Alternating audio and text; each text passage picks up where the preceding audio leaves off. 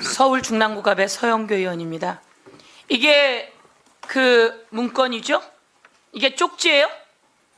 이런 쪽지 있어요? 받을 땐 쪽지로 받았습니다. 그래서 그렇게 이게 말씀드린 쪽지예요? 겁니다. 받았을 아니 땐 쪽지로 적으면 받았습니다. 쪽지가 돼요 이게? 이런 게 당시에는 쪽지예요? 이런 게 쪽지예요? 저는 받았을 때 그 정도 크기의 종인지 몰랐습니다. 뭘 몰라요? 이 종이가 A4 용지를 뭐 한두 번 봐요? 이만한 내용을 쪽지라고 의도적으로 숨기는 이유는 뭔가 캥기는 게 있어서 그런 거예요. 그런 게 아닙니다. 자, 여기에 예비비를 조속한 시일 내에 충분히 확보하고 보고할 것. 이거 내란이잖아요. 그리고 국가 비상 입법기구 관련 예산을 편성할 것. 국가 비상 입법기구 관련 예산을 편성할 것. 내란이에요, 내란. 그럼 내란이라고 고발을 해야지. 그리고 나서 내란이라고 바로 고발하고 온 세상에 알려야 되는 거 아니에요? 그런데 이걸 가지고 나중에 쪽지라고 얘기해요?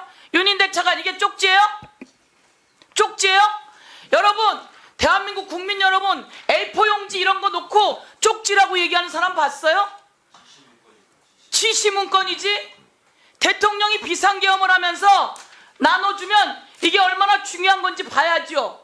그리고 이거 안 됩니다 라고 얘기하고 나와서 이거 고발해야죠. 그리고서는 나와서 저는 반대했는데 이렇게만 얘기한다고 돼요? 두 번째, 지금 막 속보가 떴어요. 윤석열 용산 대통령실 싹 다 압수수색이에요. 아시겠어요, 법무부 차관? 지금 관저 전부 다 압수수색이에요.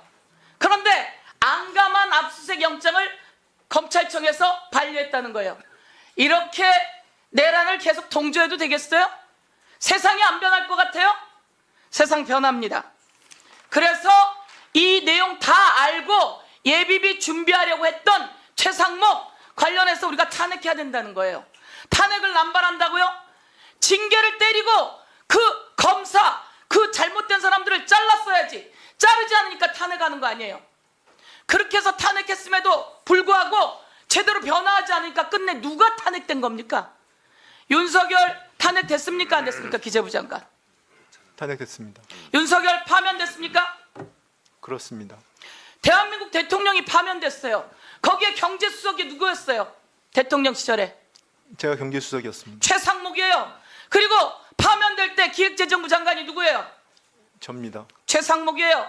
윤석열은 위헌하고 위법한 행위를 해서 파면됐어요. 그러면 거기에 기재부 장관 경제수석 했던 사람 당연히 사퇴해야 되는 게 맞지 않아요? 할 것 같아요. 저는 곧 사퇴합니다. 그래도 그 곧이 동안에 아니라 그렇기 때문에 그 동안에 제가 최선을 다하겠다는 거 다하겠습니다. 아닙니까? 당시에 사퇴했어야죠. 제가 여기서 이야기할게요. 문재인 정부 21년, 22년 코로나 때예요. 그때 세수가 얼마나 더 늘어났어요? 21년 61조, 22년 52조예요. 그런데 23년, 24년 윤석열 그리고 경제수석인 최상목, 기획재정부 장관인 최상목 시절에 56조, 30조 세수 부족이에요.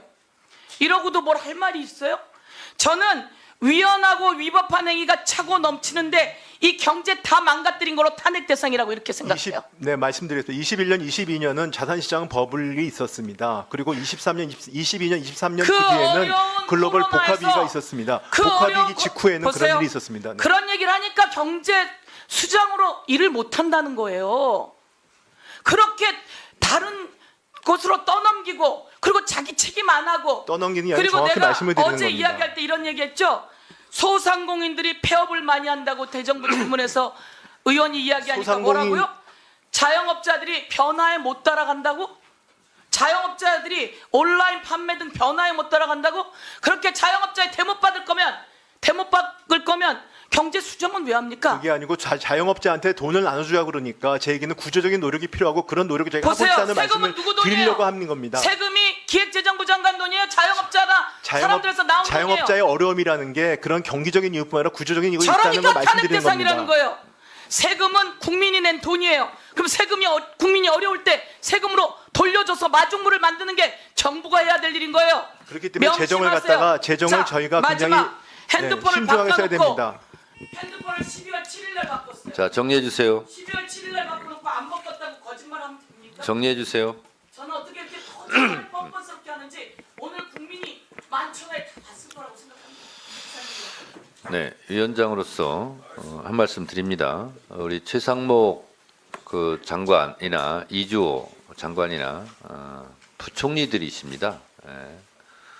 저는 아까 최상목 우리 장관께서 비상계엄에 대해서 반대했다 이렇게 말씀하셨어요. 저는 그 부분은 잘했다고 생각해요. 찬성한 것보다는 훨씬 낫죠. 저는 그런데 이런 12.3 비상계엄, 이런 내란 사태, 그리고 대통령이 탄핵되는 사태가 있었어요. 그러면 최소한 어떤 자리라도 이런 부분은 잘못됐고 국민들께 죄송합니다 라는 자세가 늘상 있어야 된다고 생각해요. 국민들께 잘못했다고 용서를 구하는 것이 10번, 100번 저는 많으면 많을수록 좋다고 생각해요.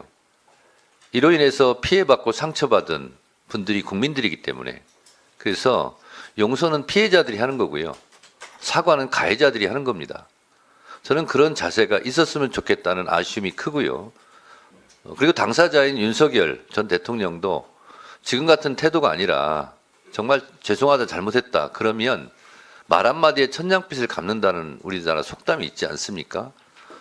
그래서 국민들을 생각하는 고위 관료들이라면 그러한 자세가 저는 많으면 많을수록 좋다고 생각을 합니다. 그런데 오늘 최상목 장관이나 뭐 이주호 장관 발언 기회가 없어서 그랬는지 모르지만 그래서 저는 연신 고개를 숙이는 게 맞다 그런 생각이 좀 들고 서영교 의원 질의에 대해서도 어쨌든 경제를 책임지는 경제부총리 아닙니까?